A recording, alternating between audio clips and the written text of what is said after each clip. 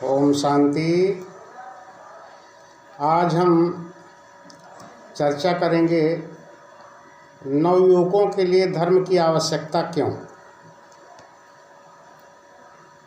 तो शरीर विज्ञान वेदता ऐसा बताते हैं और हर एक मनुष्य का अनुभव भी ऐसा ही है कि युवावस्था में मनुष्य में अतिरिक्त शक्ति होती है।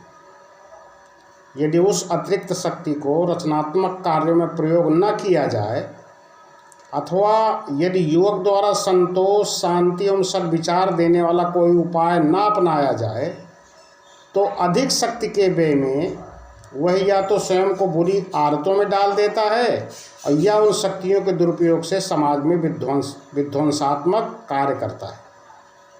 यही कारण है कि आज असंतुष्ट एवं स्नेह वंचित युवक नशीले पदार्थों और मादक द्रव्यों का सहारा ढूंढते हैं। यह समाज की रीतियों एवं नीतियों के प्रति रोष प्रकट करने के लिए तोड़फोड़ अथवा उग्र आंदोलनों की रीति अपनाते हैं। तो सवाल यह है कि स्थिति का सुधार कैसे हो। तो ये देखना होगा कि इस स्थिति का सुधार कैसे हो। ये तो एक निश्चित मत है कि युवकों द्वारा आज जो कुछ भी हो रहा है उसमें दोष युवकों का नहीं है, बल्कि या तो हमारी शिक्षा पद्धति में कोई कमी है या हमारे घरेलू जीवन में कोई त्रुटि है या आज के बदले हुए वातावरण में युवकों के माता पिता एवं शिक्षकों एवं संरक्षकों का युवकों के प्रति जो दृष्टिकोण होना चाहिए उसमें किसी सुधार की आवश्यकता है।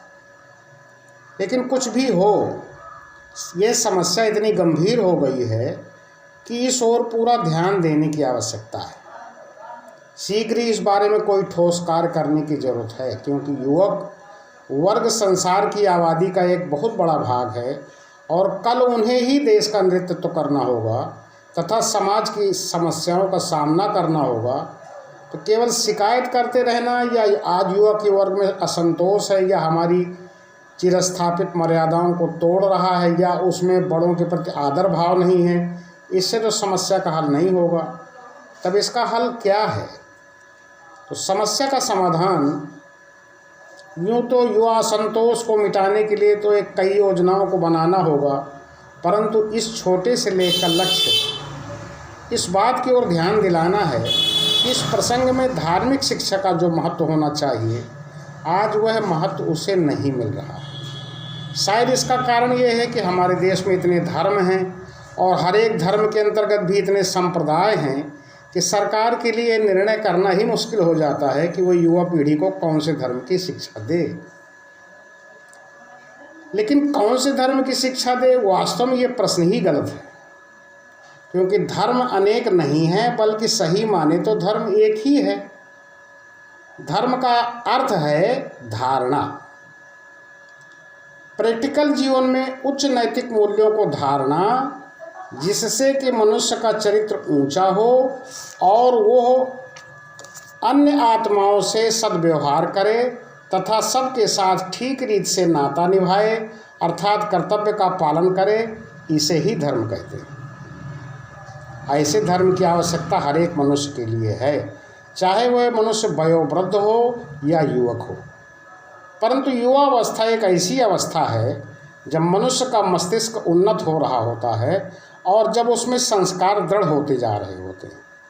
अतः यदि उस समय उसे धार्मिक शिक्षा न दी जाए तो बाद में गृहस्थ जीवन में प्रवेश कर अथवा व्यावसायिक क्षेत्र में उतरने पर किसी परिस्थिति में क्या कर्तव्य करना चाहिए, इस ज्ञान से वह अपने को वंचित अनुभव करेगा। इसका परिणाम ये होगा कि दूसरों के साथ उसके जो संबंध हैं उसमें कुछ तनाव पैदा होना संभव होगा। अतः कुछ नैतिक मूल्यों का उल्लंघन होगा, इसके फलस्वरूप उसके मन में अशांति होगी। अतः इस अवस्था में मनुष्य के लिए धार्मिक शिक्षा आवश्यक है। धर्म, मेरे विचार से धर्म वह है जो मनुष्य के मन को शीतलता अर्थात शांति प्रदान करता है। उसमें सेवा, धीरज, त्याग, सहानुभूति, आत्मकल्याण, परोपकार, सादगी, सद्विचार और निर्विकार जीवन की भावना जागृत करता है। यह तभी होता है जब मनुष्य जीवन में किसी उच्च लक्ष्य को धारण करता है, स्वयं को किसी उच्च मानसिक स्थिति तक ले जाने का संकल्प लेता है, स्वयं को पहचानते हुए मानव मात्र के साथ अपने शाश्वत नाते को तथा अपने कर्तव्य को पहचानता है, तभी उसकी आस्था एवं ज्योति स्वरूप कल्याणकारी अर्थात शिव परमात्मा में सुदृढ़ होती है। तो आज हम धर्म के विषय में मूंझे हुए हैं। हम धर्म को हमने क्रियाकांड कर्मकांड से जोड़ दिया है।